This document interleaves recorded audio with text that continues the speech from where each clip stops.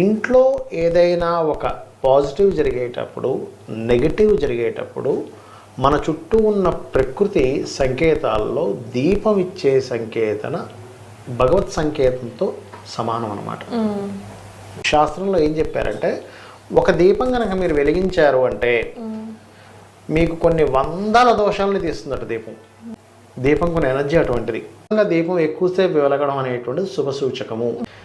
మీకు దైవానుగ్రహం పరిపూర్ణంగా ఉందని అర్థం.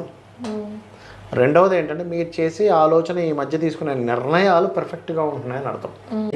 ఆరోగ్యవంతులు అవ్వబోతున్నారని అర్థం. దీపం ఎక్కువసేపు వెలిగిందంటే గ్రహం పెరిగింది. మీరు ఎవరి కోసం పెట్టారు ఆ దీపాన్ని? దేవుడి కోసం పెట్టారుగా.